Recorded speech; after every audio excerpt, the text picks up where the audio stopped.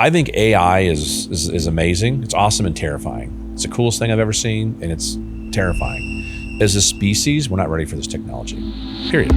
Jonathan Liebert is the clinical psychologist and CEO teaching businesses to survive the AI revolution. I'm a counseling psychologist by trade, so I have a master's degree, and that's what I did for about 15 years. So by trade, technically, I tell people I'm a social entrepreneur. You're not going to necessarily be replaced in your job by AI, but you will definitely be replaced by a person who knows how to use AI. Correct. What do you think of that? The person sitting next to you that knows AI better than you will take your job. Say if we don't win this race, say against a China or another country that's more of an adversary to us. Whoever has this technology is going to run the world economy. I study AI really well, and I am uncertain of how things are going to unfold in the next couple of years, to be honest. So it's like, it puts a little bit of fear in me, like what should I even be doing? So I just like to do things that I love, which is build cool stuff. From the standpoint of humanity, we've never been at this point in time where we are so unsure of how the next 10 years are going to play out.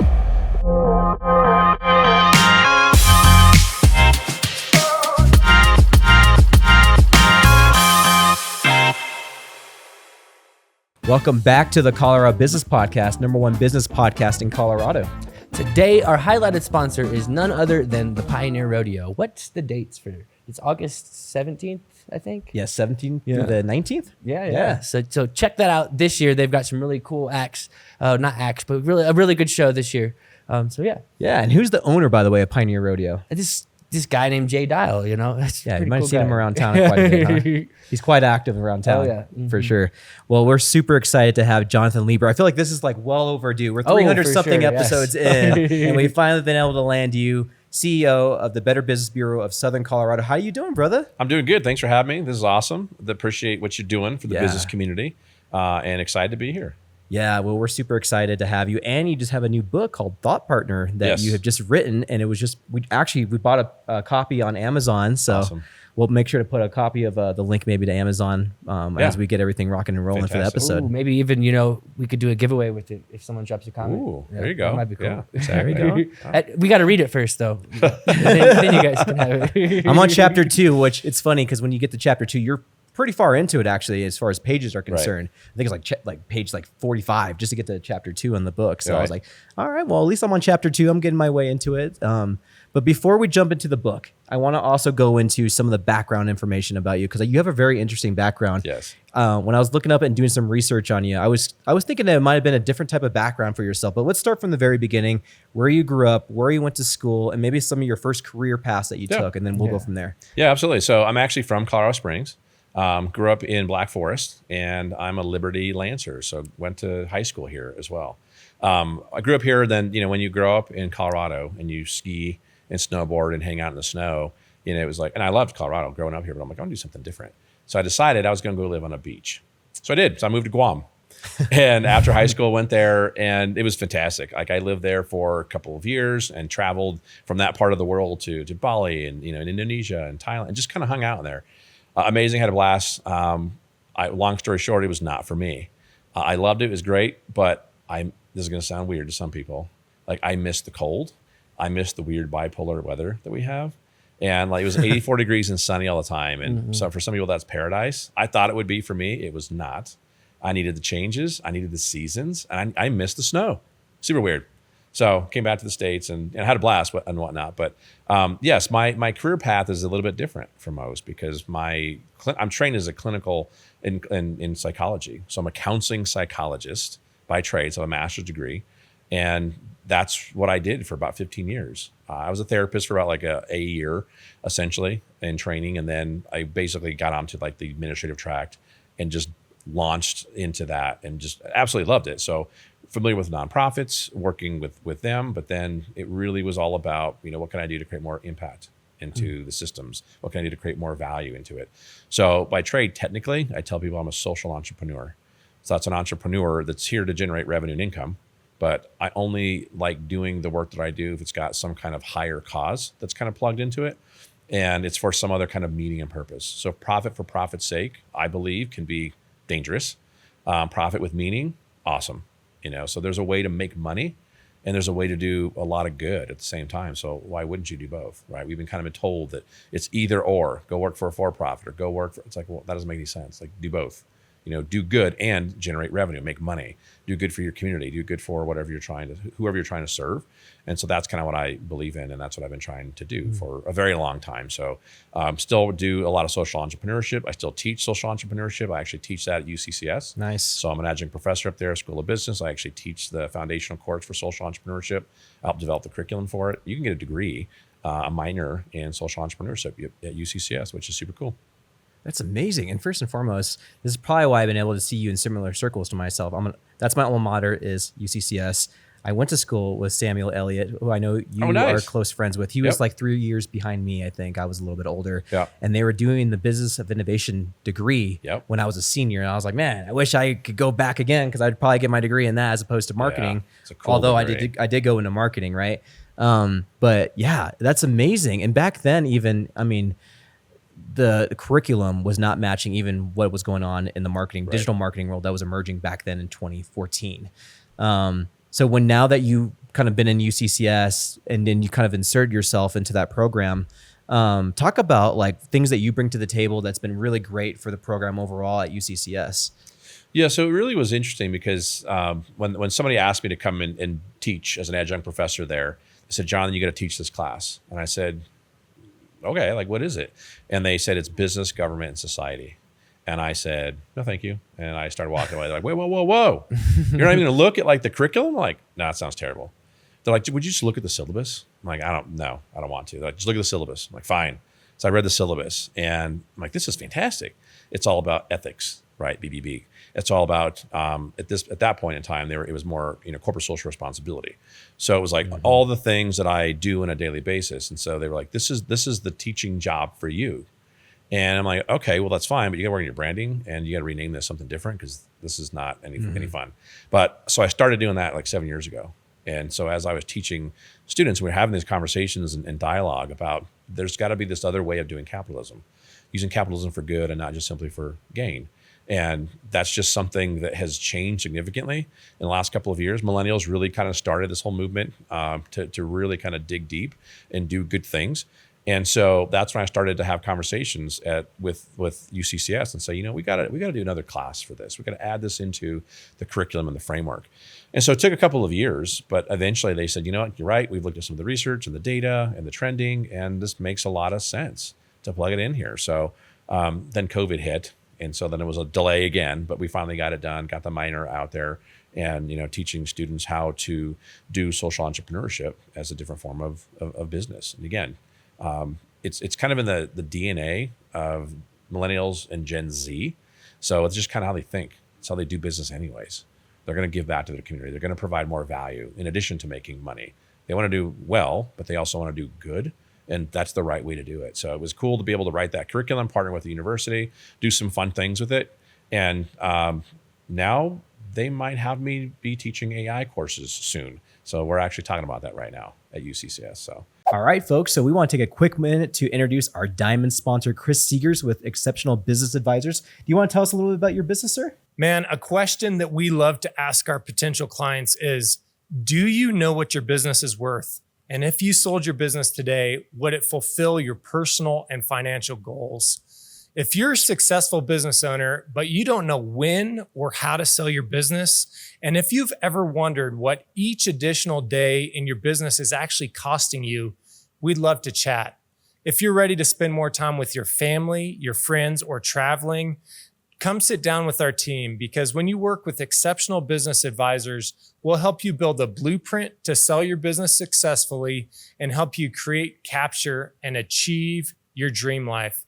Don't wait for the right time. The time's now. Go ahead and scan the QR code or book a discovery appointment at excoadvisors.com. All right, now check out some of the other amazing Colorado businesses who also make this show possible. RainTech.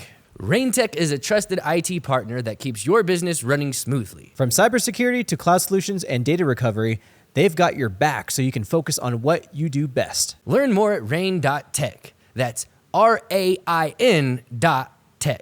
Savvy on HQ. Is your back office chaos? Are you buried in HR, payroll, and financial guesswork? Your passion shouldn't be a prison. Savion HQ is your fractional back office partner. We merge HR, payroll, accounting, and tax to bring order to the chaos and make your passion profitable again. Stop the bleed, get your freedom back. Find us at savionhq.com or email at hello@savionhq.com. Data Hubs is a compliance, intelligence, and orchestration platform that helps organizations meet the requirements of frameworks like ISO 27001, SOC2, CMMC, HIPAA, GDPR, and more. Data Hubs gives small and mid-sized businesses a premium compliance experience while cutting down the time, cost, and stress it usually takes to get across the finish line. Learn more at datahubs.com. That's DATAHUBZ.com. Reveal Med Spa. Look and feel your best at Reveal Med Spas. With personalized plans that deliver real results, radiant skin, restored confidence, and natural rejuvenation. At Reveal Med Spa, we see you. More than just aesthetic and wellness treatments, we provide a safe, judgment-free space where you feel valued, heard, and supported. Visit RevealMedSpas.com. I think it is literally just that too. We'll just double check. Book your next session at RevealMedSpas.com. That's RevealMedSpas.com. Awesome Home Services. Awesome Home Services delivers top-notch HVAC solutions for your home. Whether you need heating, cooling, or system maintenance, they ensure your comfort year-round. Visit awesomeservice.com for your HVAC needs. That's awesomeservice.com. Dream Accounting Solutions. Take the stress out of managing your books with Dream Accounting Solutions. They provide reliable expert accounting services tailored to small businesses. Simplify your finances at dreamaccountingsolutions.com. That's dreamaccountingsolutions.com. Exponential Impact. Exponential Impact is driving innovation and entrepreneurial success in Colorado Springs. Supporting startups with mentorship, funding, and community resources, they help businesses grow and thrive. Learn more about their impact at exponentialimpact.com. That's exponentialimpact.com. And now let's get back to the show. It's so funny because like if you think about like your career trajectory, it's kind of funny how ADD it's kind of been, right? Like 100%. You started through psychology, and then you kind of went through like this like CSR, corporate social responsibility phase at UCCS and everything. And then we'll get to the AI piece of it and of course the BBB, but like what have you garnered along the way to help you kind of carry on and build up your career from those past experiences to where you are now? No, it's a great question. And it's interesting because when I was going to college, I was out of state in college and, sitting there with my career counselor or whatever. And he doesn't know me very well, but he's asking me the questions like, son, what do you want to be when you grow up? Right. The classic question. And I told him very honestly, sir, what I want to do hasn't been invented yet. And he thought I was being a smart guy. And he was like, I don't have time for this. I'm like, no, I'm being serious. Like, I'm not being a jerk. Like, I don't really know. And he's like, well, what do you want to do? I'm like, I don't know. I just know that whatever is out here, none of this is interesting to me. Psychology's part of it. Psychology's half of it. And so I think I'm going to do that. But, and now looking back, of course, it's social entrepreneurship, which is half business, half psychology. But I think that's my takeaway, right? And so when the BBB board was interviewing me, because I left healthcare and came into the Better Business Bureau, and they asked me the question, so help us understand like why a guy with a clinical background wants to get into the BBB. And I was like, honestly, it's the mission, right? It's all about providing value and serving the small business community, which I love. And so I have to do something that I deeply care about and I believe in. Two, that it's the mission of ethics and doing things ethically in the right way. And then third, I was like, it's simple. Like, this is a cool town. There's a cool business community. And this is what I've learned, in life is that, psychology, which is how my brain just works, it's the business of people. And in business, they need more psychology.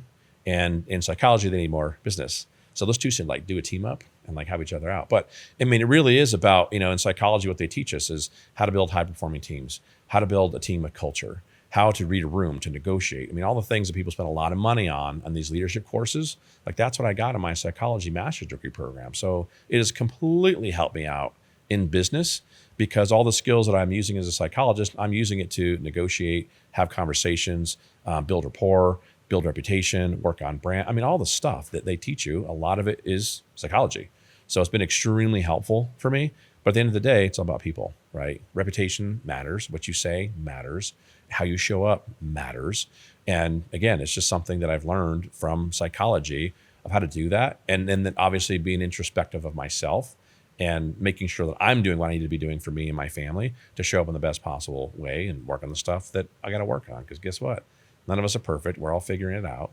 The world, by the way, is changing quickly, and we're going to have to adapt at a quicker rate than ever before. I totally am tracking that for sure. And you mentioned family for yourself.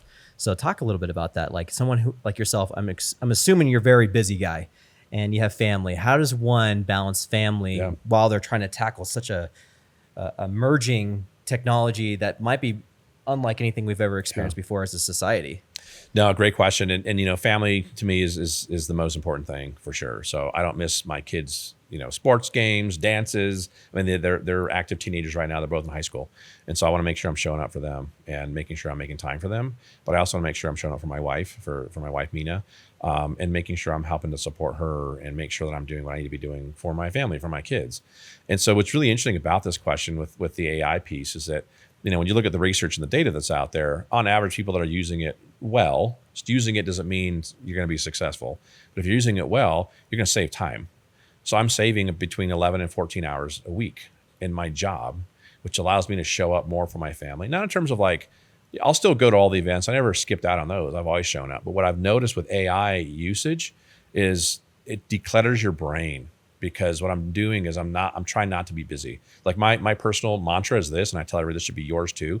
Busy is the enemy of strategy. And so if you're too busy, like that's bad, especially in this AI driven world when productivity is going to keep going up. And if you're using AI tools, like you'll be fine. If you're not, that's a problem. But don't, you know, my goal is to not be busy. It's to be strategic. So how am I using my time with my family, with my friends, with me, and with work? It's strategic. So whenever I'm like, oh man, hey Jonathan, how you doing? Oh, I'm really busy. Oh, dang it. Let me figure out how I can use AI or restructure what I'm doing. Or I tell other people, same thing. How are you doing? They're like, I'm really, really busy. And busy is bad now because people are stressed. There's anxiety and there's burnout. This is what I'm hearing from small businesses. Before COVID, it was like, I'm busy. Busy is good. I'm making money. Now this is what I'm hearing from small businesses in town. They're telling me this. Jonathan, I'm the busiest I've ever been. I've never been this busy before. And I'll be lucky if I break even this year. That's not good. So busy is taking on something else. There's just so many things going on. People aren't being strategic because their inboxes are being flooded. There's all this new information they have to learn. The economy is funky. And so busy's bad. Busy is a 4-letter word, you know? And so this is where we got to be more strategic and focus on that to kind of reclaim our brain and be able to think and to be able to process and to be able to do deeper critical thinking. And that frees me up. This is a long answer to your question, to be more focused with my family, be more focused with my friends, because the work's done. I'm not worried about anything because the work's already done because AI is helping me kind of clear up the busy work and it's automated. And I have more time to think and I have more time to be present with friends and family and even in an interview. It's fantastic.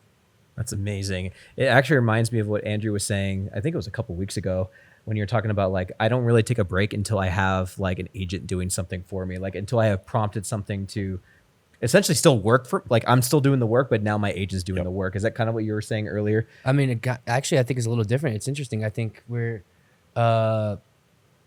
people will fill the gap. Like AI, our productivity, we're just going to like want to add more because we're doing more, so we can do more, so we can add. So it can be a tricky trap, which that you is dangerous. Can get into. For sure. And that's kind of what I was getting at, because I feel like it's a new standard. Potential maxing is what I was calling it. You know, you can max if you're doing this, but if you know that an AI could be also running at the same time while you're doing something, and you're not doing that with the AI, then are you being lazy? You know, I don't know. Right. Like it's. I think we're just going to keep pushing the goalposts, to be honest. I'm not sure. Honestly, I think you're right. And so it's interesting in this because as I've talked to people, they've said, okay, so now that you're saving like 11 hours a week or whatever, how long, or do you think you can maintain that? And my answer is, I've already lost it 3 times where I gained it and then I went back to like 0. And then I'm like, oh my gosh, I'm super stressed out again. I got to relearn again. Because you keep moving to this next level. And again, for AI users that are using it, you know, I tell people, it's like, how many of you are using it, you know, every once in a while, weekly, hands go up. How many of you are using it every day? Hands go up. How many of you are using it hourly? A few hands go up. I'm like, okay, That's where everybody's hand should be right now. You should be using it hourly. I'm using it secondly. I got you're coded in the background, right? Exactly. And so that's how you should be using it. But that's the thing where people don't quite understand, and they're not aware. Wait, I can do what with it? No kidding. I'll talk to people. People, this is interesting. Last year, because I'm approaching training 5,000 people from last year to the beginning of this year. Wow. I'm almost at 5,000 people trained in over 2,000 businesses.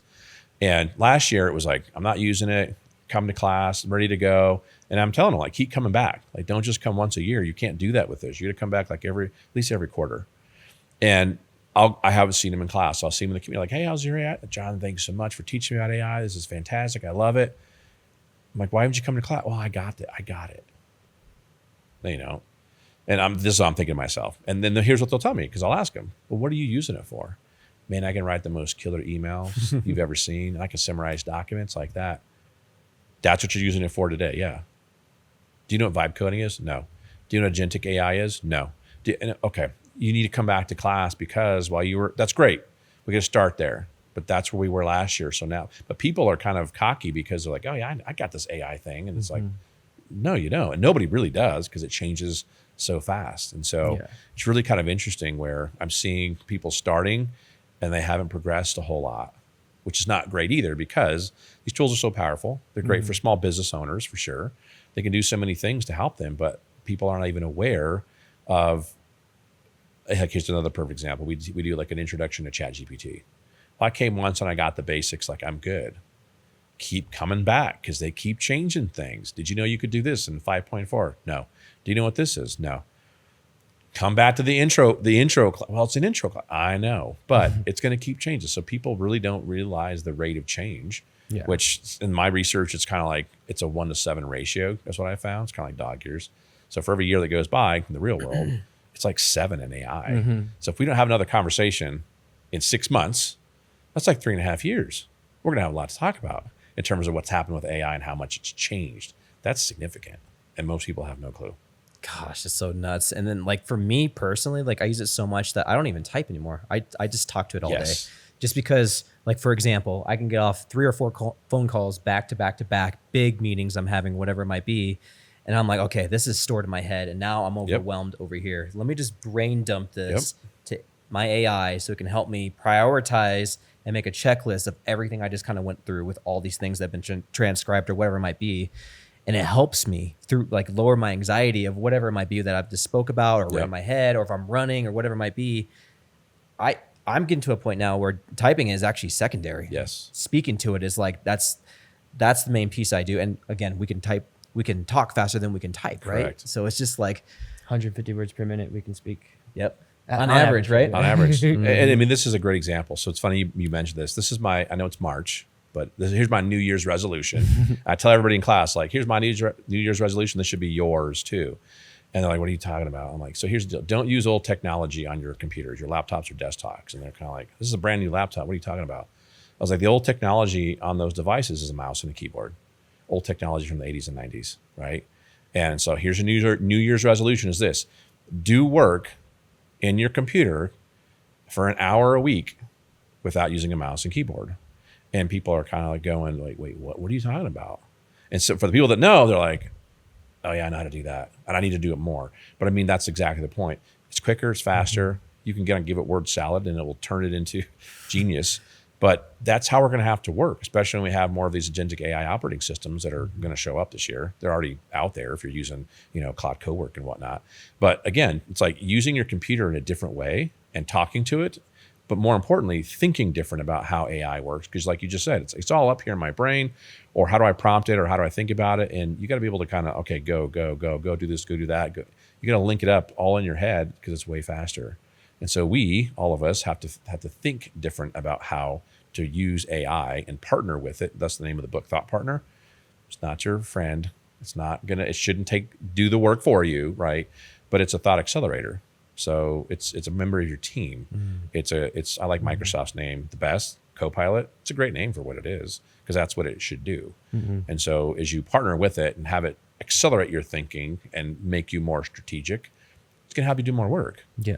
So again, it's just a different way to think about it. I like Gemini's name too because that actually means twin. Twin. Yeah. So like it's right there. But exactly. I do have a little pushback with speaking to it. I do think typing, you can think things out a little bit better. True. And also there's the transcribers of today, they miss words. You know, they'll mispronounce someone's name or it'll hear the wrong word. And I want my input to be as powerful as possible for certain things. So if I'm talking, like, sometimes I'll be like, okay, Google, and now I just triggered that. But like, and it'll talk straight to Gemini and everything. And like, that's a good thing for if I'm hiking and stuff like that. But even then, like, I have to be careful because when I'm working through like a complex idea, I want to make sure that the information going in is as enriched and clear as possible. Right. And the characters are probably super important to what you do too. And it's really good for understanding those mess ups. Like it's still, even if you're speaking to it, it is really good for like if a word's mispronounced, it understands the context, and like it's still really good at figuring out even if it does mistranscribe. Right. But for certain things, I like to make, and like when you're thinking about like a feature for something, you want to be able to like write things, and you can speak too, and that helps. But there's a mix that I do. I still think the typing is super important for it, and that's actually why I've been increasing my typing speed, like intentionally, because I want to be able to talk to AI faster. Like that's like my whole goal of increasing my typing speed. Like, it's cool, but I mean, I do think there's some value still in typing, you know. And I think this is a really, really good point because so obviously for most things, people want to learn how, teach me how to use AI. That's those classes that I teach. That's what you probably talk about a lot. Here's how you use it. And that's why I wrote the book, because the book is from a cognitive standpoint, a psychological standpoint. The book is about how you think with it. And so what you just described is a perfect way of, how you think with AI, because we're different. We have different personalities. We have different jobs, different goals, different strategies. Most people don't know how they think with AI. For you to say, well, because you're being strategic, when I'm doing this, I'm going to text or type. When I'm doing this, I'm going to think out loud. When I'm doing this, it's the same thing how you'd write a prompt. Like, they're going to write a prompt differently from a video versus an image, to create, right? But again, because you understand how you work and you understand probably how you learn, and most people haven't really conceptualized yet how their brain's going to work with it, because it's a different process. It's very different. Yeah. You got to kind of push that boulder up the hill. About 10 hours is what data is saying. And then it just kind of, okay, I get how this works. You haven't mastered it. You just understand how it's working. But that's important. So now like, I know how to get the best out of it. Here's what works for me. And saying, like, we'll have different similar kinds of stories. But again, I tell people it's important to learn how to use AI. I think it's more important how you think with it, because it's going to teach you how to be more strategic, and how you approach work and tasks. It's very, very different. And most people are just teach me how to use it. It's like, oh, we'll do that, but you got to learn how to think with it. And there's techniques and stuff. Yeah. Correct. Yeah. What about this quote specifically? Because I've heard this quote come around probably the past couple months now, where it says, you're not going to necessarily be replaced in your job by AI, but you will definitely be replaced by a person who knows how to use AI. Correct. What do you think of that? I mean, that's absolutely what I tell everybody. I tell them these two things because people are still, there's a lot of fear. There's 7 different types of fear that I hear in general. Number 1 is AI is going to take my job. And I tell them, no, the person sitting next to you that knows AI better than you will take your job. So watch out for that person. It's the human. And the second thing is, well, in my business, I don't want to put AI into my business because it's going to make it sound robotic, and it's going to do this, and it's going to do that. It's like, only if you let it. Like, these tools are really, really good. And so what I tell people is, like, AI is not going to put you out of business, but the company that's in the same industry of you as yours that has better AI tools, specifically AI agents, that's going to put you out of business. So it's the same rules. It's still be competitive, bring additional value, be strategic, have a good business plan, blah, blah, blah. But again, people are kind of, oh, okay, so I'm over here not using it because I'm so scared about it taking my job. Or number 3 is fear is, well, it's bad for the environment. And it takes a lot of energy and water. And it's like, I understand and I get it. It'll get better. But my question to them is, do you use Google? Well, yeah. Well, then you're using AI. Got it. So again, it's one of those things of, it depends on what you're using it for. It depends if you're doing deep research for everything, like, yeah, you're using a ton of energy, which doesn't make sense to use that all the time. But at the same time, people don't understand kind of the level and the variation. Or here's the other thing I've learned. Their data is old. Well, I read this story. I read on the news. That was a year ago. Well, I know that was recent. That was 7 years ago in AI. Are you kidding? Like, that's not a problem anymore. Wait, what? That's how fast it moves. Yeah. That's how fast it moves. Yeah. Yeah, I always equate it to this, like back in the days of, early days of like when very few people could read and write, right? They were the scholars or the folks that were seen so quote unquote were the people with superpowers back in the day. Right. And then Gutenberg came along. Printed Disrupted the game. Yeah. But for a time, those people were seen as like they had superpowers. You know, they were the highest level of society. They were getting paid the most because they had this skill. Not only could they read, but some of them took upon the reading and learned from reading and built really great pieces of art or writing or whatever it could have been. They used that and leveraged it for a greater skill for themselves. What do you think for the same for AI? Do you think it's kind of a similar time right now for AI? Yeah, 100%. So I talk about this a lot in the classes I teach. I talk about it in the book too. We have to think of these like as meta skills, right? So, and think of it this way. So one, the reason that the economy is funky, there's a lot of things, geopolitical and whatnot. But again, the other thing that nobody's talking about is this. The old economic age of the industrial age is dying. Like, it's going away. And a new age, a new era from an economic standpoint is being born. It's an AI era, whatever they'll call it. But you got to think of it this way, right? So in the industrial age, it was all about centralized authority, very controlled, closed processes, and it went kind of slow. In the AI era, it is distributed. It's all over the place. It is very, very fast. And it's not about controlling labor and production. It's about autonomy and AI agents coming and doing the work. So it's a very different system, and it's a very different way of thinking about it. So here's the best way I think to describe it. In the old, industrial era, in the old age, smartest person in the room is the person that has memorized the most data and can do something with it. So I've read the Gutenberg Bible. I've read all these books. I went to university, and I've got all this great recall. I can memorize it. I can recall it on command, and I can do something with it, right? So, and again, reading books and educate still valuable, but now in the new AI era, the rules are changing. It's not about memorization of facts. It's like the smartest person in the room now is the person who can ask the best question of AI and pull information out. Still got to do something with it. But it's not about, okay, I'm not going to use my time memorizing information. I'm going to use it learning, ingesting more information like AI. I'm going to ask it more difficult questions and get further and further and further along in my thought process. And then the meta skills that go with this, they're very different. So meta skills are going to be this: people that love to learn. The more you can learn and using AI to help you learn more stuff and ask good questions, you're going to be further along. Another meta skill is going to be people that are able to look at very complex patterns, very complex systems. And AI can help with this, but you still got to understand like the basic building blocks of like what that is and what you're trying to accomplish, and then have AI help you build it. So if you can't see a complex system and critically think inside of it, and then pull information out with AI, you're going to get very far. The other thing is, obviously adaptability, creativity. So these are all super important skills to have. The other thing I want to point out is that as a psychologist, I have to tell you this because it's fascinating. So there's IQ, right? And then there's EQ. And so those are both very important. There's a new skill that's popping up that people are talking about. They're just kind of starting to look at this. It's called metacognition. Metacognition is your ability to think about your thinking and analyze it and change it. Hard to do because it's hard for us to be objective about ourselves. Like, we can't be. I can kind of be objective about you.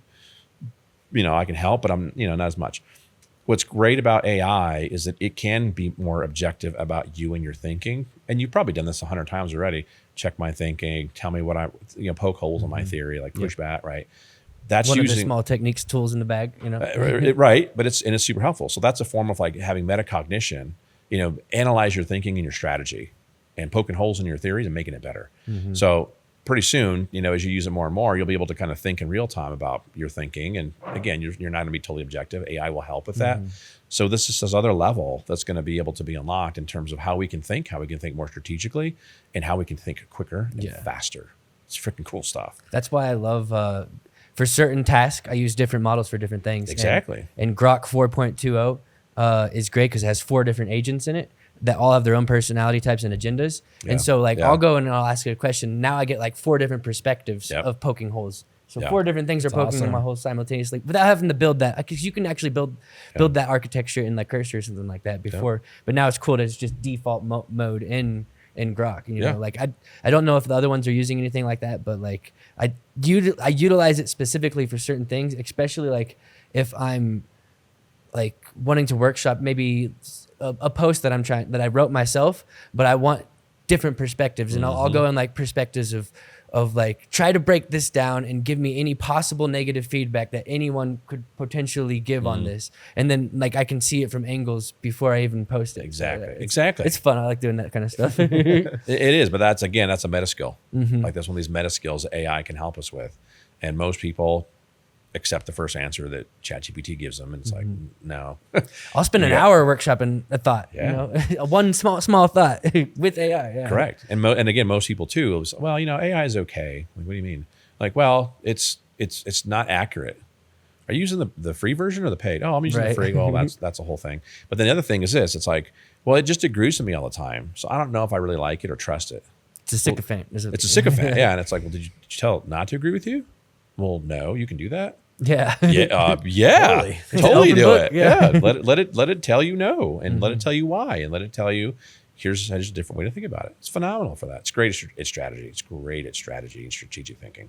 We'd like to take a quick break and thank our sponsors. Lightning Glassworks and Screens. Lightning Glassworks and Screens is Colorado's go-to for fast, reliable window and glass repair. Family owned for over 30 years, their mobile service team brings glass in a flash right to your home or business. Call or text 719-649-4001 or visit fastglassrepair.com. Lightning Glassworks, Colorado Springs, local experts in glass repair, window and window replacement. Bright Leaf Energy. Bright Leaf Energy is revolutionizing how sustainability goals are achieved across commercial and industrial real estate. They're the experts in building decarbonization, bringing collaboration, innovation, and flexibility to every project. Whether you need a strategic decarbonization roadmap or flexible engineering support to scale your team, Bright Leaf Energy helps you crush your ESG goals while increasing NOI. Learn more at brightleafenergy.co. That's brightleafenergy.co. Junkin Hall. Need to clear out clutter fast? Junkin Hall is Colorado Springs' go-to for same-day junk removal with the eco-friendly service and a 5-star team you can trust. Visit junkinhall.com to schedule your free estimate today. That's JUNKNHAUL.com. Be Our Guest Getaways. Be Our Guest Getaways specializes in Disney cruise resort and theme park vacations. Planning a Disney vacation can be stressful. Let Be Our Guest Getaways provide you with concierge-level service for free. Learn more at beourguestgetaways.com. That's beourguestgetaways.com. Planet Duct. Planet Duct is the #1 choice for professional air duct cleaning in Colorado Springs and Southern Colorado. With state-of-the-art equipment and top-tier service, they make sure the air in your home or business is clean and allergen-free. Breathe easier with Planet Duct. Learn more at planetduct.com. Fast Signs. From banners to vehicle wraps, Fast Signs delivers custom visual solutions to help your business stand out. Their team ensures your message is clear, bold, and effective. Get your signage needed handled at fastsigns.com. That's fastsigns.com. Proud American Electrical and Solar. Give Proud American Electrical and Solar a call today for all your electrical and solar needs. They are locally owned and operated business right here in Colorado Springs.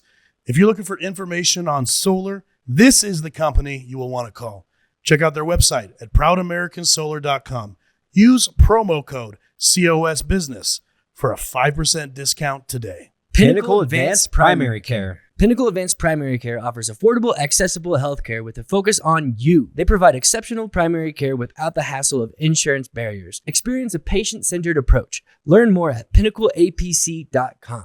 And now let's get back to the show. What about the art? And we're kind of already talking about this, but the art of prompting, like someone with your background in psychology, obviously you were, I mean, embedded in your education is the art of prompting with humans. Right. Now, how have you translated that into this world? It sounds like you've already been talking about it with your book and everything too, but like, I'm sure that armed you with so many skill sets. So when this was an emerging technology, and I did notice this too, I think you said in a other interview that you were kind of later to actually get into ChatGPT or any of the AI technologies. I think you said you got in like only a few years ago, but like, as only you, a few years old. yeah, but you're in So like what do you mean? 2021 or something like Okay, that. So yeah, it's, you know, gotcha. like we say, like Yeah. an AI world at 1 year, 7 years, you know, Yeah.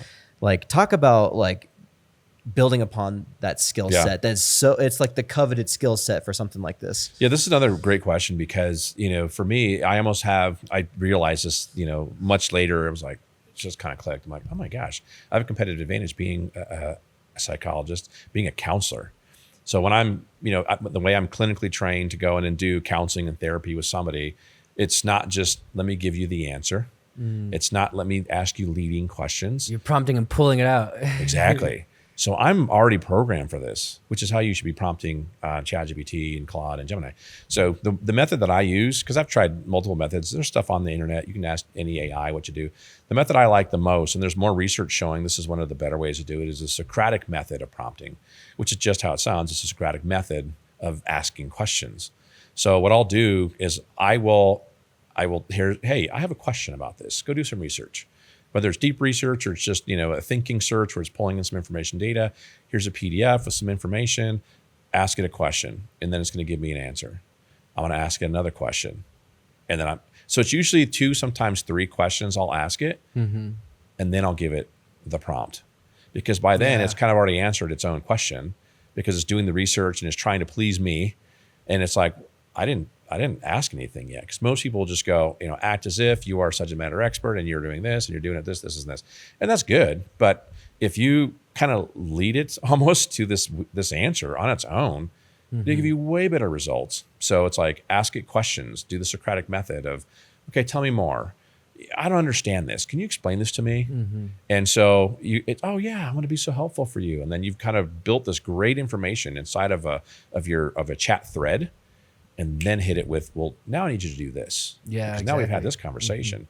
And the results that I'll get from that are way better. And same thing from a counseling perspective. It's going to be way better if the person that I'm trying to help comes to the conclusion kind of on their own, which is kind of what's happening when you prompt it that way. You're just asking it like different questions. Well, tell me more about that. Or that's interesting. Let's talk about this. Like you said, you're having a conversation with it, because that's what it is. It's a conversational tool that you should kind of talk with it. Versus, I'm your boss, you're my employee, just do the task. It'll do it, but it's going to be way better if you ask it these questions to kind of fill out its information. Yeah.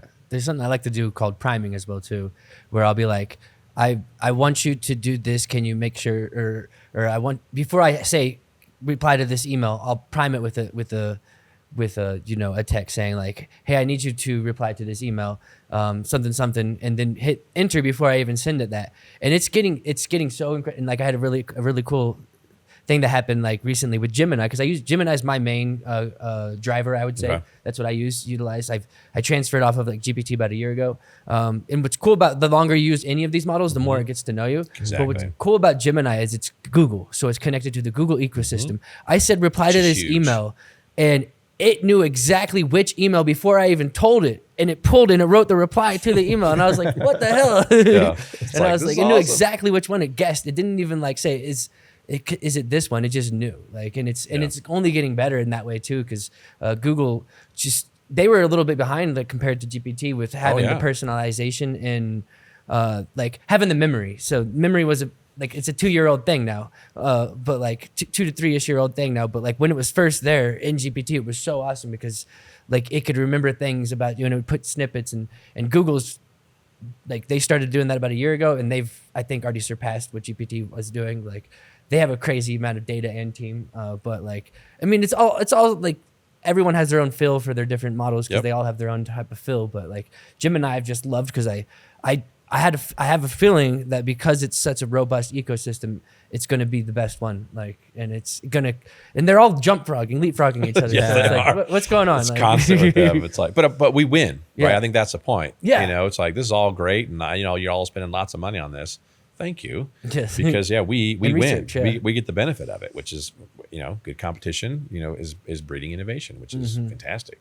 I think so too. What about the AI race in general? I'm talking nations that are building different types of AI and really inserting themselves and funding these types of projects and these data centers and all these things that are needed.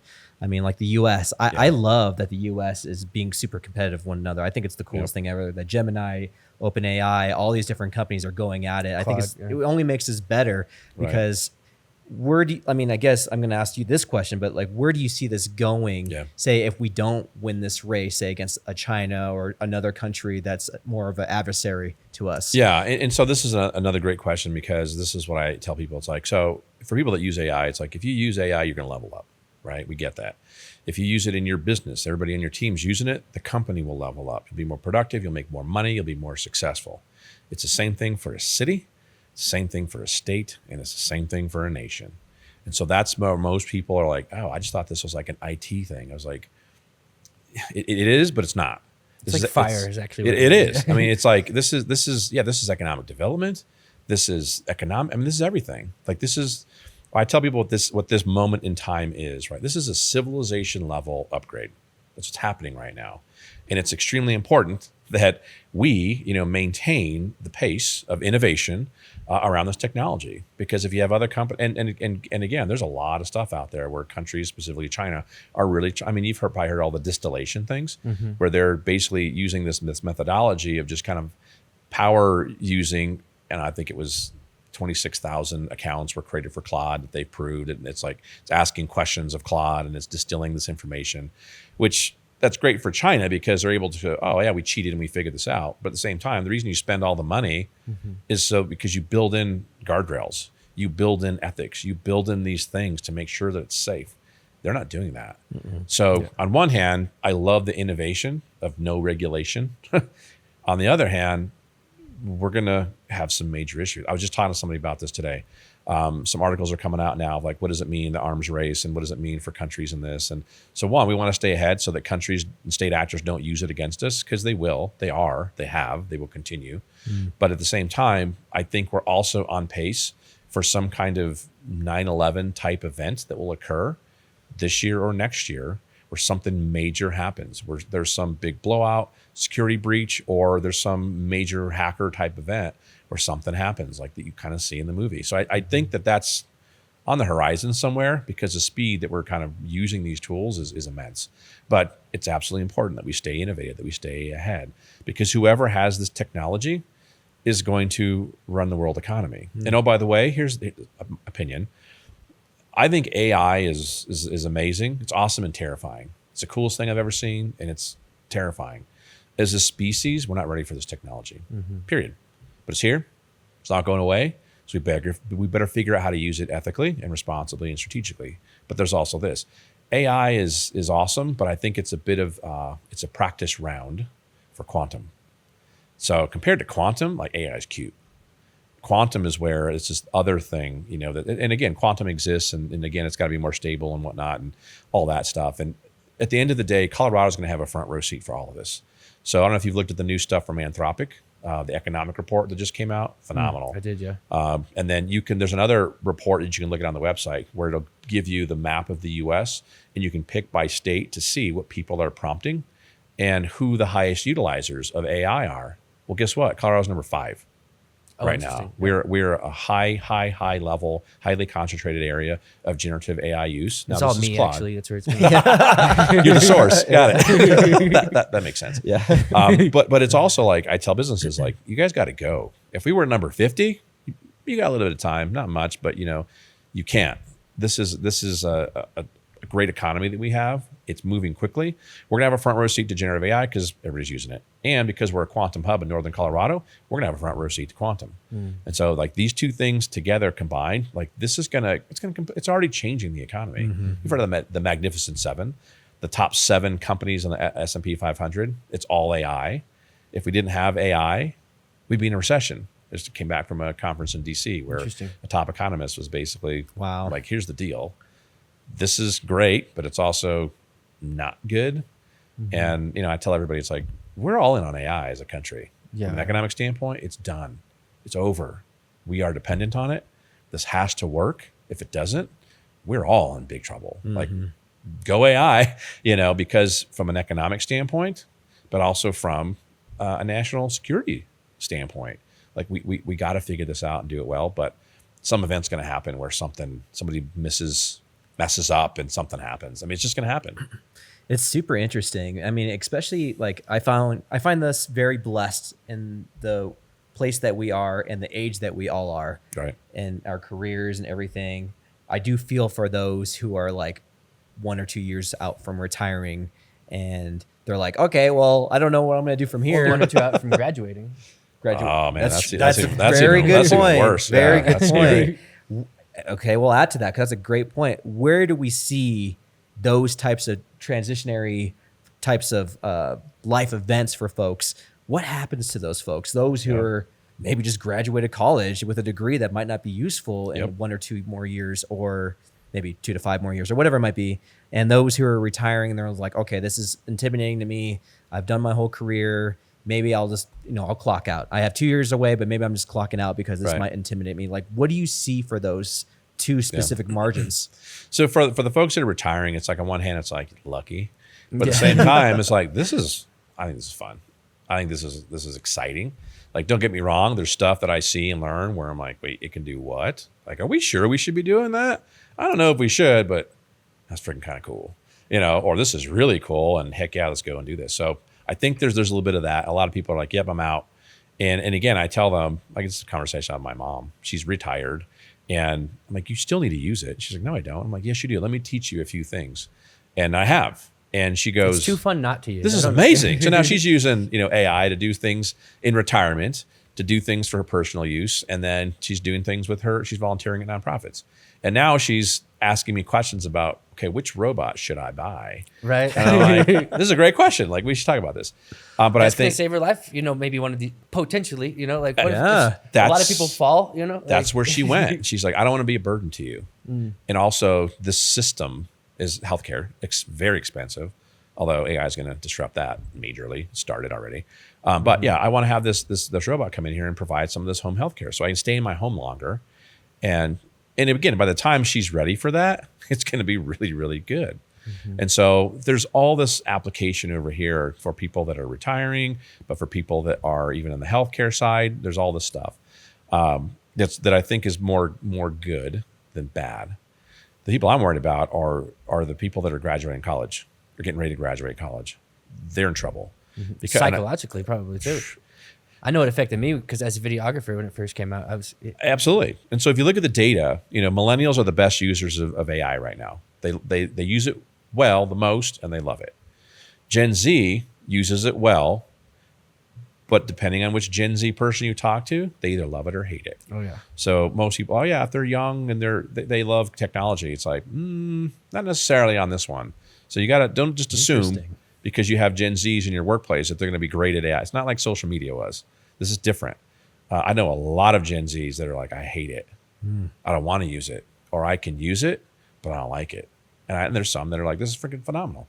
So it's just really interesting how it works.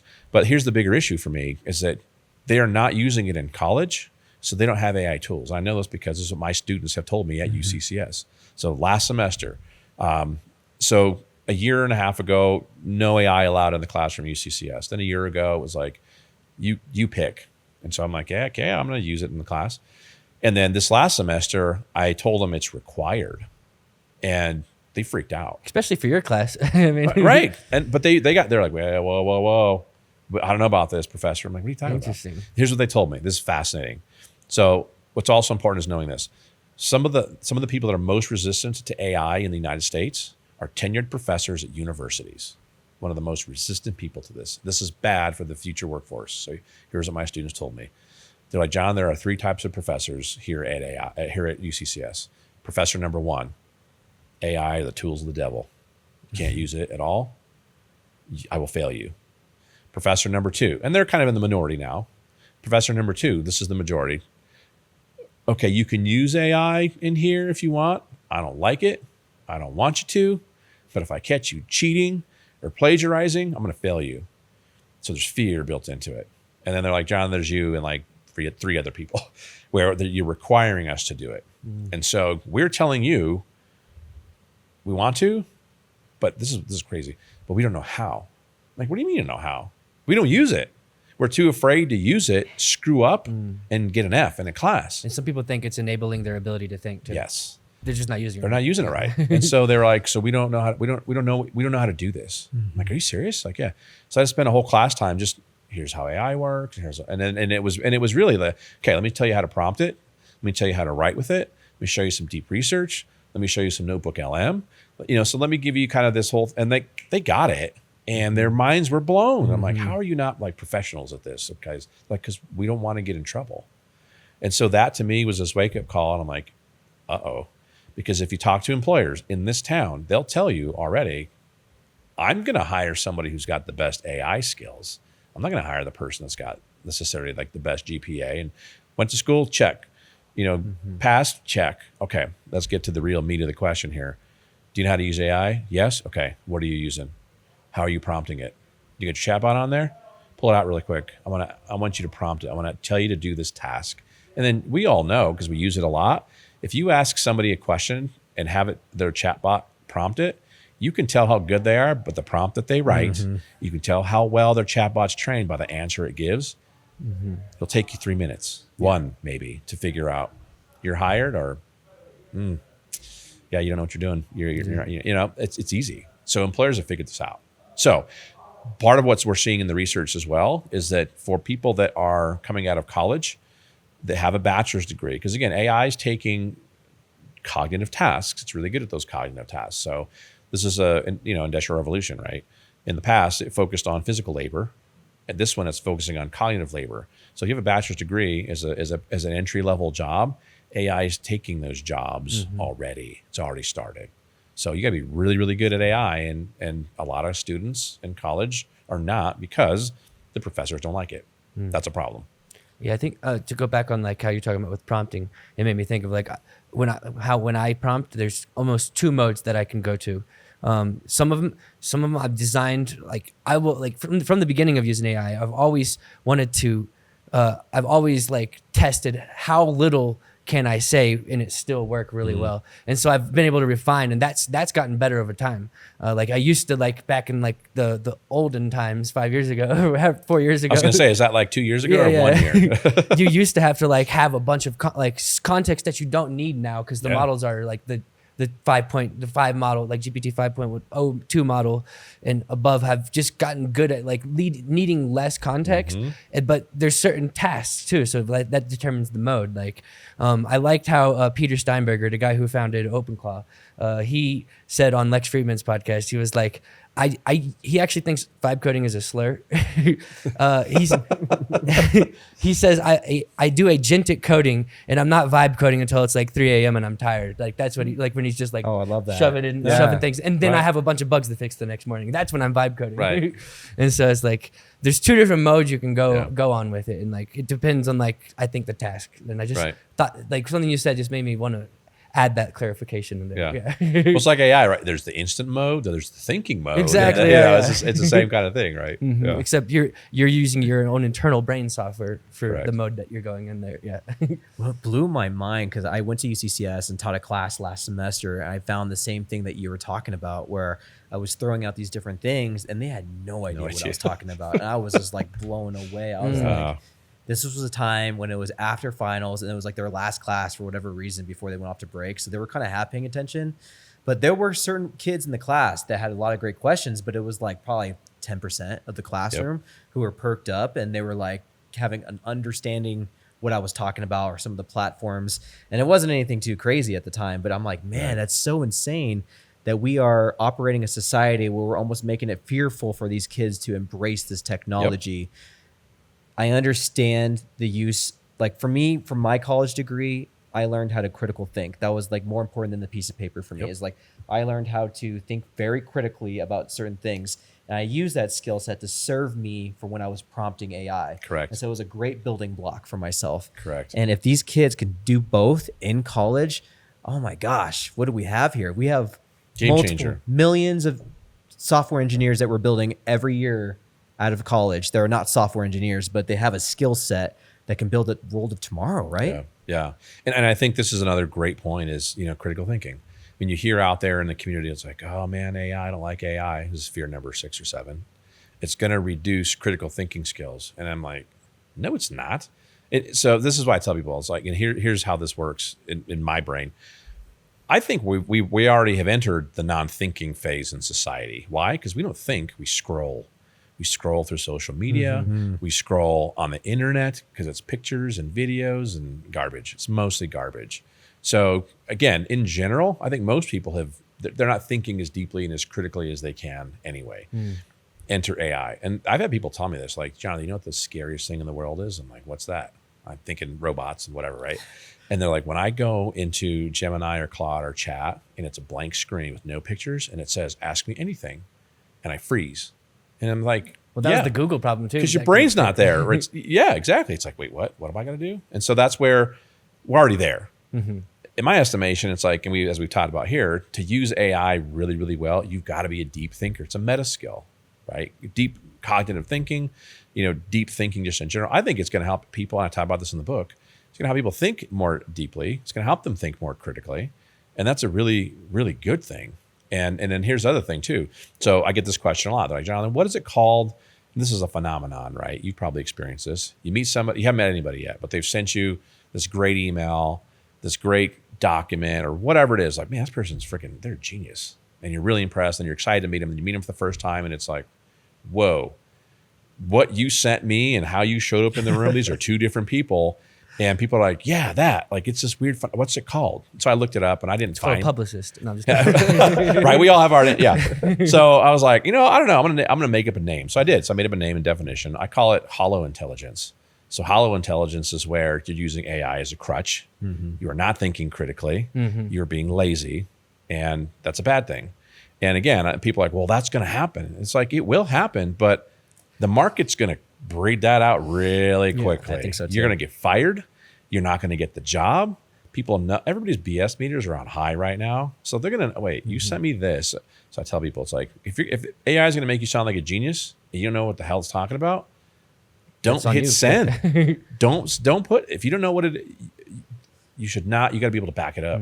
You've got to be able to show up. I think Gmail's going to learn, like, Gmail's going to patch that probably. Like, it's going to, not patch it, but what I mean is, like, it's going to be good at matching your style. Yeah. Because it can read all the other stuff. Right. And what's funny is you say that, we can go back even further in history. I just heard a funny, interesting anecdote today about that same thing. Go all the way back to the Egyptian time when when they invented writing. There was like I forget his name that they were talking about, like Egyptian king that thought people were going to learn how to think because we were writing down these thoughts. They're going to learn how to think it, hold the information in their mind. So that fear goes all the way back to them. Yep. Like and really writing helps us compound our knowledge. It helps us store things and allows us to have ledgers and things like that. Allows us to create technologies and like build on that and then eventually stand on the shoulders of giants. Right. Like, it's exciting. But yeah, I don't think we're going to lose that. I think some people might, if they use it that way. But I think people who are at least my archetype that love learning are using it to learn even more. Right. Which is that's a superpower right now. It really is. Yeah. And I think you're spot on. Like, people are like, I'm really concerned about the deep fakes and misinformation. Like I am too. But, with videos and pictures and I'm like, you do go look at like black and white images in movies. And back when photography was invented, people were adding ghosts and spectral images and tricking people and like, this is real. No, it's not. Same thing with movies. Movies a lot of that stuff is made up with special effects and whatnot. It's like, we've been doing this for a very long time. And now it's really going to get bad. It's like, we should be used to this right now. But again, I tell people this. So there's another term that's important, right? And it's cognitive security. Comes from the cyber perspective. Cognitive security is where I tell people you learn AI for two reasons. One, it's going to change your world, right? And help your business and all this stuff. So learn it for that. The other reason you should learn about AI is so you don't get scammed. You don't get taken advantage of. Cognitive security is protecting your brain from, at this point, it's like misinformation, echo chambers, the usual stuff. The stuff that's coming, psychological hacking and psychological warfare, all these other things where they're going to, because again, these things are really, really good. And by the way, we're also teaching AI how to do therapy, which is awesome and terrifying. So as it gets better at understanding the human mind, to be able to, again, using it for very good things. Let me help give therapy to somebody. There's a new robot at Dartmouth that can reduce depression by 51%. That's amazing. that same technology and that's going to be used to be plugged into agentic AI tools, social media, and get us to vote, to think. Cause depression. Exactly. Instead Exactly. of cure. Hacking the human mind is a real thing. It's called social engineering. We already do it. Correct. And so imagine that on steroids with OpenClaw as an example. That scares me. The rest of it, like, this is cool and we'll figure it out. That kind of stuff, like, we're not ready for that. We're not ready. I think it's a big tool that a lot of other countries use even against us right now. Correct. That social engineering type of piece. I think we probably use it in other places too as well. It's not just them using it on us. It's so interesting. I told my parents, 'cause I think this is interesting that you're talking about how it's emerging into your personal life too. It's not just business. I told them probably in the next year, you'll get a call from me and I'll be like, Mom, Dad, whatever, something happened and I need money. Like, you wire me money or whatever. Our voice is all over the internet. 100% they have mapped our voices and this is going to happen to you. So if it does, here's kind of like, or if I do call you, here's like a code word I would say, or whatever it might be. Like, I'm getting them prepped because it's going to change everything, because I have so many friends who are in their 70s and 80s who are being scammed already now because of whoever's calling them. That's not actually that person. And so it's only going to get worse with that. So I love that you brought up that point. Yeah. We got to protect ourselves from the things that happen. So that's another reason why you want to use AI is, oh, you know what? That's fake. I'm aware of something that's happening, or that inflection's just off a little, you know? So again, it's the same thing with, scams. And again, you're right. That's all scams are. It's social engineering. And it's fun. Like in the BBB office, right? We do a lot of training and education on scams. And when we get like the usual scams, the joke in our office is like, it's like they're not even trying. Oh, they have the free version of ChatGPT. Like, this sucks. It's like they're not even doing it. And we say that in jest. It's actually not funny because it will get really, really good, really, really quick. And then, like, that's bad. Because again, they're going to use it against us. Most of the scammers it's big business. They're not in the States. They're in other countries. So they want to take our money. They want to use it against us, and they're going to use AI to really kind of use that to rip people off more and earn more money from us and other countries too. But that's a problem. And it gets shrunken down to the individual can now do something that it would take like a whole call center to do. Yes. So like correct. One person could be scamming the nation, be behind the whole thing. So it scales at even that level too. So right. I'm happy if scammers get laid off. I'm not anybody else, but definitely scammers. Awesome. Exactly. Yeah. They're losing their jobs. Exactly. Nobody's covered that topic. We should do some research. Well, you brought up a really good point when I was doing some research with you, but you're talking about how a lot of businesses look at it like this. They're like, I'm just going to hire my one AI guy and he's going to solve all the problems of my business, whether it's HR or accounting or whatever. And you're like, that's not what I'm talking about here. Like your entire workforce has to become fluent in this technology. Do you want to unpack that? Because I think that's a really good point. Yeah, this is so important because I hear this a lot from businesses, and I went to your class last year. Thank you so much for introducing me to AI. This is phenomenal. It changed my life.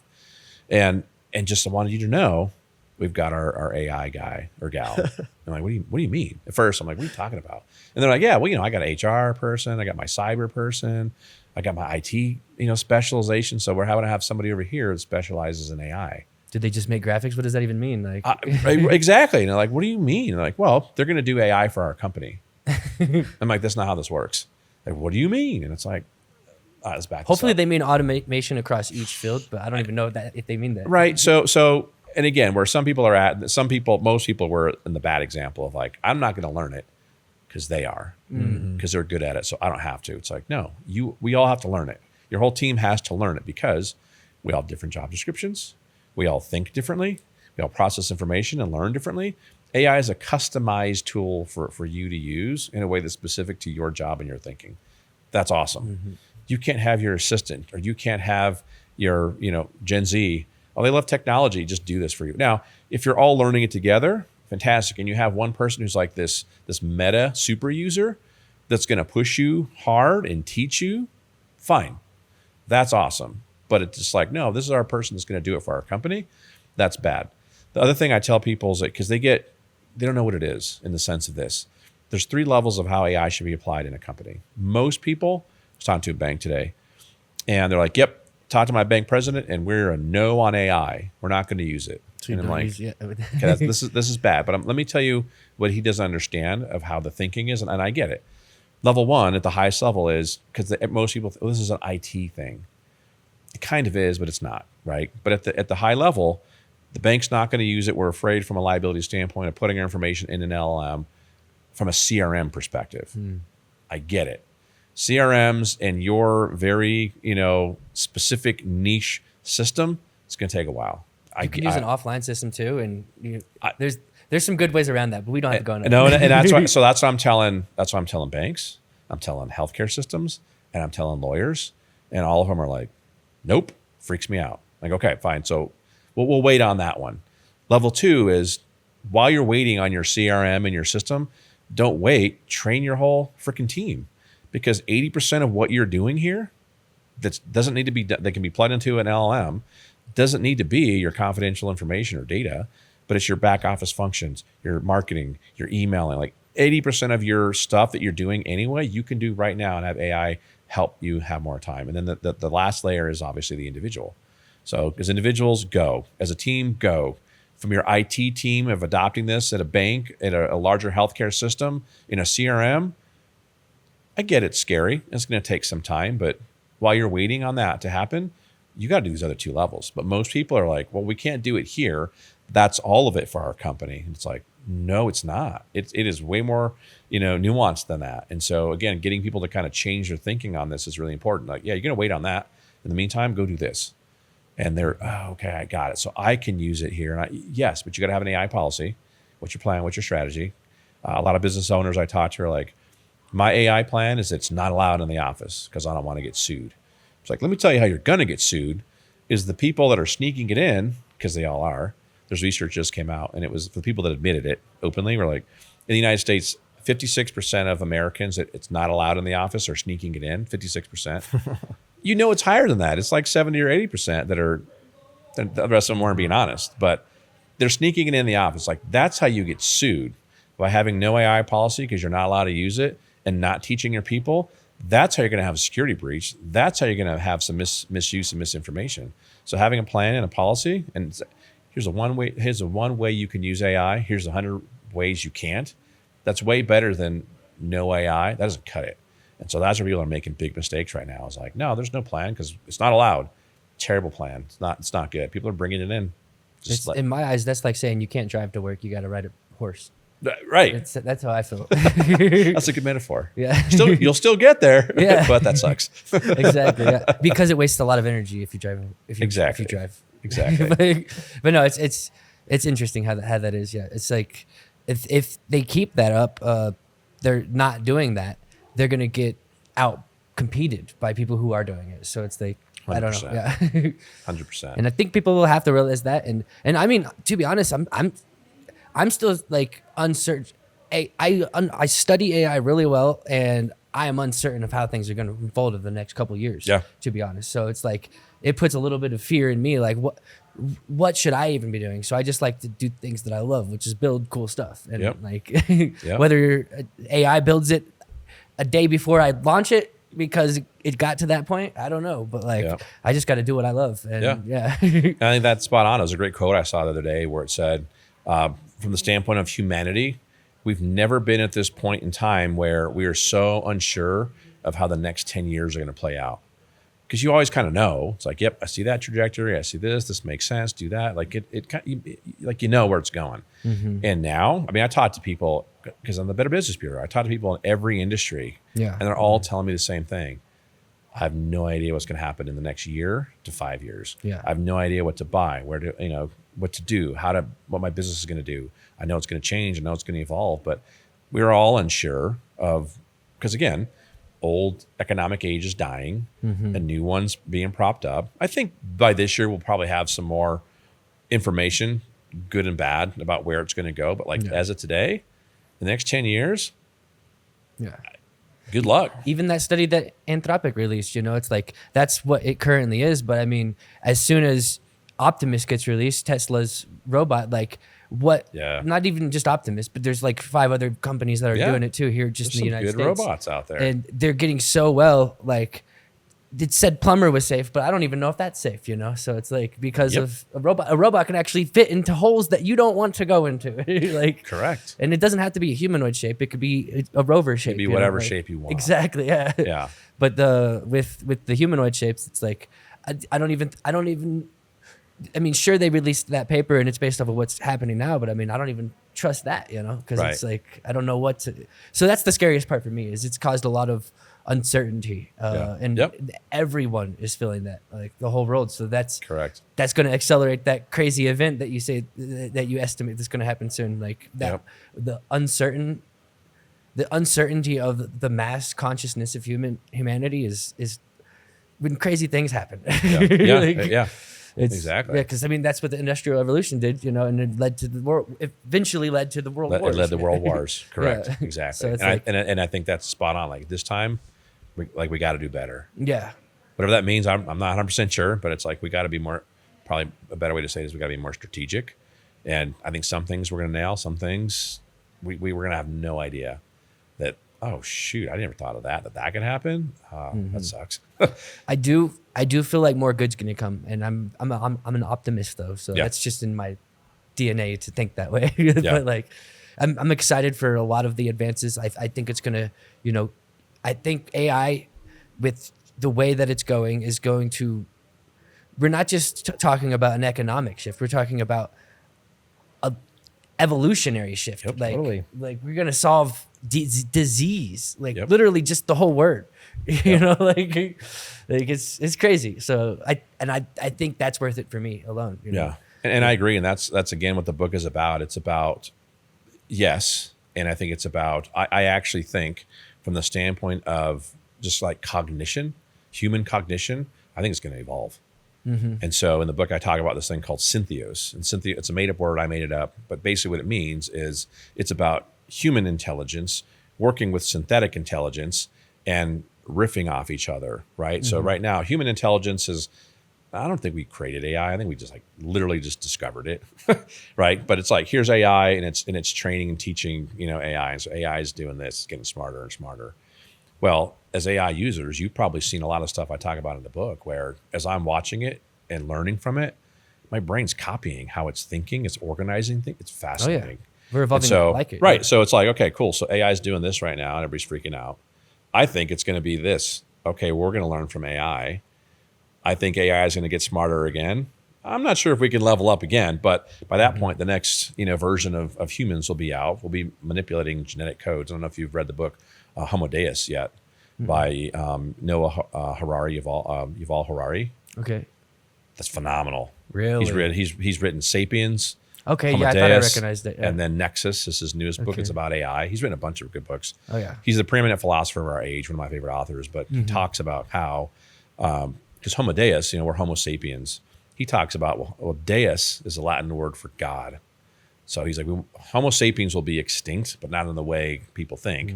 It's that we're going to go out of fashion and style because we're going to genetically modify the next future generations to be stronger and bigger and smarter.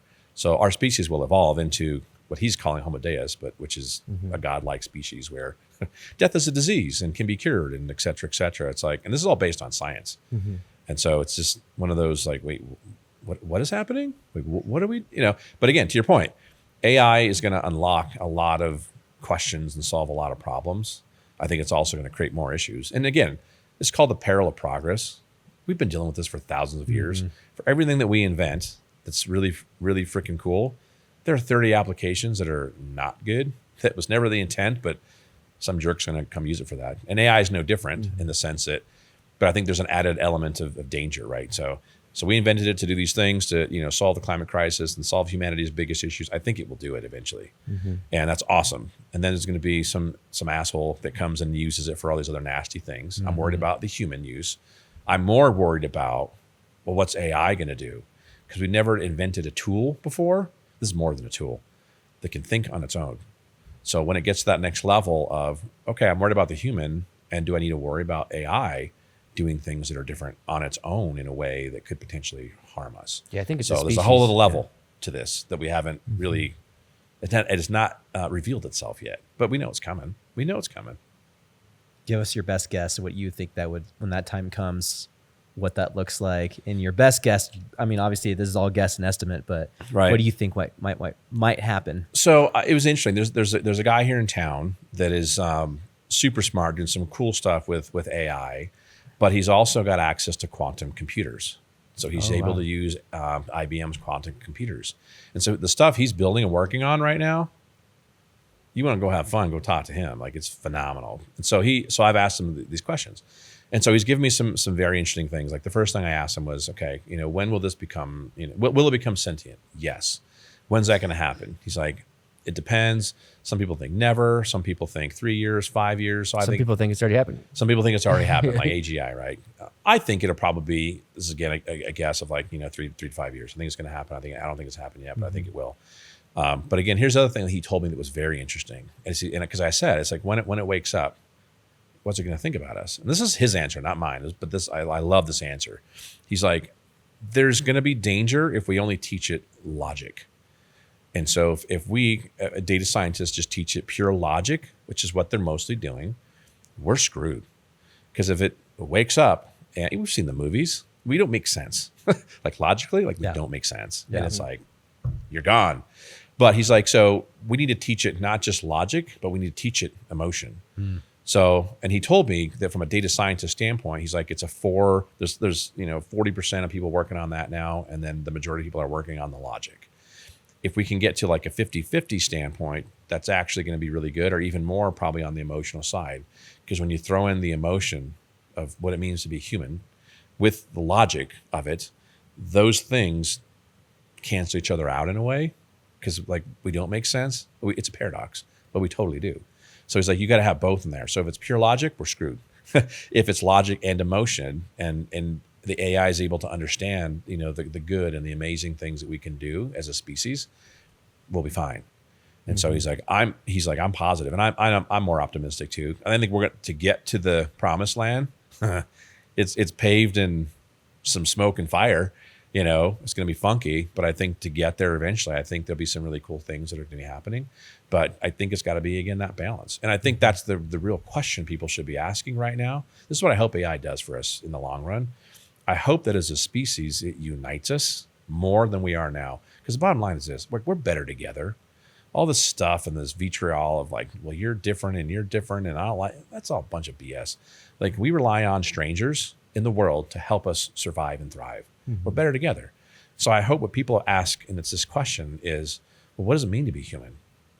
We all have different answers to that, but that's a question we should all consider, that AI is forcing us to ask, and it's making us think about this. That's a great question. I don't know the answer. It depends on the day. But that's a question that we should be considering. So in this world of AI, what does it mean to be human? And in the future, what does it mean to be human with AI as our thought partner? That's a question that we're going to have to figure out, and we're going to have to understand together, which I think will get us to that higher level and evolution of consciousness, which I think is absolutely critical that we do that, because where we're at now and where AI is going, we're done. But if we evolve with it cognitively, all kinds of amazing things are going to happen. I mean, I really do believe that, but we got to do the work. This is not just magically. No, you got to do the work. I think it's going to be based off architecture, and it'll be emergent. And I based that off of what just got released last week. So a couple years ago in 2024, they mapped out a fly's brain. You guys might have seen some of this stuff. I did see that. And they mapped out the brain, and they have it on a digital computer, and like it's like 126,000 connections or neurons, and then 50 million connections. And they mapped it out, and they were able to see it wiring and firing, and like when it like they stimulated it this way, this area would fire up. But they connected it to a digital like fly's body, and without any programming or any training, it used this is why I say architecture. It used the regions of the digital neural brain to walk around. It was doing the little fly grooming thing. Like with all these other AI models that we have, we're training them, we're pre-training them, we're programming them to do and act certain ways. With this fly, none of that was programmed. It just functioned like a fly's brain would function. And so like in a fly's brain, it doesn't have like, a frontal lobe, it doesn't have all this stuff that our brains have evolved to have. So if I think we map out those things, which we have to have compute power, which having a quantum computer could do that actually, because it has so much compute power.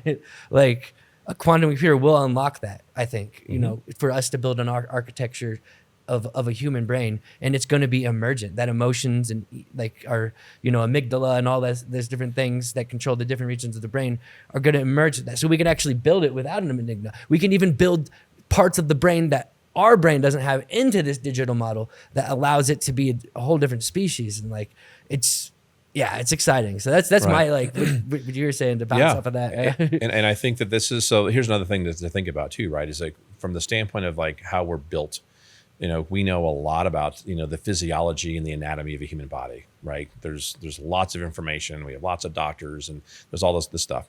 The area that we don't know a whole lot about is, and there's two levels to it. There's the brain. How is it built? How's it work? We've learned more in the last 10 years about the brain than in the last 100. Oh yeah. Right. But the thing that we don't know, that we know the least about is human consciousness. Like we're starting to, like there's some very interesting research that's kind of popping up where people are talking about, you know, we reach like this collective unconscious stage in dreams. So why do we dream? What does it work? How are we connected? We're all interconnected. You know, all this stuff about consciousness, I think AI is going to help us unlock that. Because it's not just human conscious, it's dolphin conscious. It's all whatever connected. Conscious, yeah. And so how does it work? Why does it work that way? How do you tap into it? Can you tap into it consciously, unconsciously? I mean, can you create it? And we can create it by having kids. We actually do that already.